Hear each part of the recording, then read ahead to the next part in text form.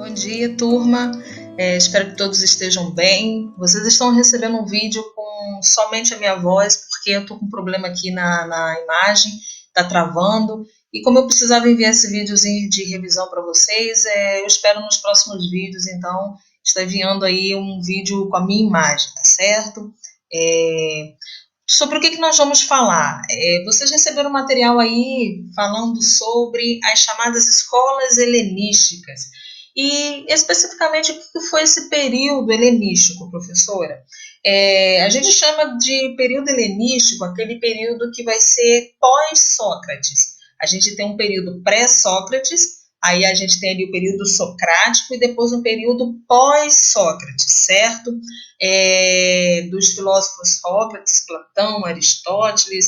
E o que foi esse período especificamente? A gente costuma dizer que esse período rompeu com as filosofias das escolas anteriores, porque vai misturar ali conceitos com culturas chamadas orientais. E vamos entender bem essa ideia. Durante esse período, ele é chamado de helenístico porque houve uma dominação ali do imperador Alexandre o Grande, o Alexandre Magno, o período da dominação macedônica, que vai ocupar ali, fragmentar ali a região da Grécia, ou seja, as polis vão ser dissolvidas, as cidades vão ser dissolvidas, a Grécia vai ser reunida aí em um único império, e esse império vai se estender ali do Ocidente até o Oriente, alcançando a Índia. Durante esse período chamado helenístico, nós vamos ter ali a produção, o surgimento de 4 grandes escolas produzidas neste período. E estas 4 grandes escolas, algumas delas, a primeira delas ali inspirada um pouquinho ali em Sócrates, nós vamos ver a Cínica. Essas 4 grandes escolas, elas tinham uma preocupação comum, uma preocupação única, a chamada ataraxia. Prestem atenção nisso. Todas as 4 escolas, elas tinham esta preocupação comum chamada de ataraxia, que significa o quê? A busca pela paz de espírito, ou seja, acabar ali com a imperturbabilidade da alma. O homem deve buscar, então, uma paz de espírito. E aí nós vamos, então, para a ideia dessa escola, dessa corrente, dessa primeira corrente filosófica, ou dessa primeira escola helenística aí, a escola cínica. Aqui a gente fala, então, está falando como que foi a influência dessa escola sobre a vida das pessoas, substituindo a vida pública pela privada, levando as pessoas a fazerem, então, uma reflexão filosófica mais centrada em si, as preocupações coletivas dando lugar às individuais. Então, essas escolas vão tratar mais intimamente, buscar mais intimamente falar da vida do homem, voltando-se esse homem mais para seu interior. E aí nós vamos ver, então, analisar, então, vou passar a cética para a gente falar da cínica primeiro, tá? Vamos lá na escola cínica. Eu mandei links dessas escolas para vocês, mas a gente vai falar primeiro da corrente cínica. Deixa eu encontrar ela aqui, achei. O que foi a corrente cínica? O que foi o cinismo? Lembrando que o cinismo hoje tem um significado diferente, tá bom, turma? Mas o cinismo, ela é a escola que designa, significa como um cão. Ela tem como principal ali pensadores o Antístenes, o Diógenes, certo? E qual é a ideia principal defendida por esta corrente? O que esta corrente fala para que o homem possa alcançar a ataraxia, a paz de espírito? Ela fala o seguinte, que o homem precisa se desprender dos bens materiais, ele precisa se desprender das coisas que são desse mundo para se tornar livre, certo? As convenções humanas, elas são a que nos tiram a paz. As coisas que são impostas pela sociedade nos tiram a paz. Próximo vídeo a gente continua. Então, continuando aí, as convenções, então, aquilo que é imposto pela sociedade é que nos tira paz de espírito, né? O bom, o mal, tira a gente da nossa naturalidade. Para os cínicos, as convenções elas não importam. Pelo contrário, se elas nos oprimem, elas não são seguras. Existe uma história muito curiosa de Diógenes com Alexandre. A história conta que Alexandre ouvia falar do Diógenes e porque ele tem, Diógenes ele vai ter uma influência ali de Sócrates, então já se ouvia falar de Diógenes e aí o Alexandre, o imperador, vai até o encontro de Diógenes. Diógenes ele pregava aí uma vida fora das convenções das sociedades, impostas da sociedade, dizendo que então o homem tem que viver uma vida, um estilo de vida simples, ao ponto dele então ter se tornado mendigo, morar nas ruas, viver dentro de um barril.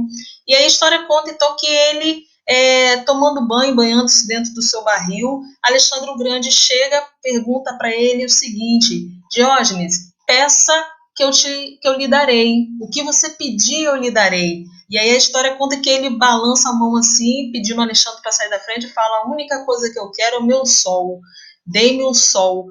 Ou seja, você vê nitidamente o quanto não havia um respeito por convenções. Ora, era o imperador, ele está pedindo para o imperador sair da frente, e está pedindo ao imperador a única coisa que o imperador não podia lhe dar, né, o sol. Então, ou seja, completamente desprendido das coisas que são chamadas necessárias. Tanto que ele dizia que se você tiver que viver com o necessário, tá ótimo. A vida feliz, a simplicidade é a chave para uma vida feliz, é a chave, então, para se alcançar a ataraxia, certo? Desprendendo-se do mundo, quase que lembrando um pouco dos hippies hoje, né? Na sequência, a gente vai falar da escola cética. Os céticos estão associados aí a Pirro. E quem que foi Pirro especificamente? O filósofo Pirro, Pirro dizia o seguinte: os céticos eles devem criticar. Não significa que cético não acredita em nada, tá, gente? Pelo contrário, o cético ele tem que criticar, questionar. Ele tem uma opinião própria, e ele diz o seguinte: será? Ele se pergunta: será que o que eu questiono é real? E será que realmente existe verdade? Até onde eu sou dono da verdade, tenho que crer absolutamente naquilo que eu estou dizendo e achar que a outra verdade é errada. Então, eles diziam o seguinte, que a ataraxia, a chamada busca aí pela verdade, está nessa razão, né, de que todas as verdades são válidas, todas as ideias são válidas, e justamente o embate de ter que tomar partido por alguma ideia, considerar uma verdade e a outra não, é que tira a paz de espírito. Então, você ter que escolher um lado, desconsiderar o outro, para os céticos, é o que provoca a imperturbabilidade da alma. Então, eles buscam não se comprometer, eles buscam não ter que comprometer-se com o que é verdade. Então, ele diz o seguinte: a única forma de você não se comprometer com esta questão é você tirar ali, suspender o juízo. Porque se você suspende o juízo, você não vai julgar as verdades, você não vai ter que escolher um lado, você vai ter um olhar, então, para o todo. Essa seria a única forma de você alcançar a paz de espírito. Não ter que tomar partido por uma verdade, abster-se do juízo, suspender o juízo para que você não possa viver aí num conflito de ter que tomar, escolher um lado, e a partir daí, então, ao suspender o juízo, você não fazer nenhum tipo de julgamento e poder olhar todas as verdades como um todo. Essa é a opinião dos céticos. Então, não significa que céticos eles não acreditam ou não tomam partido por alguma coisa.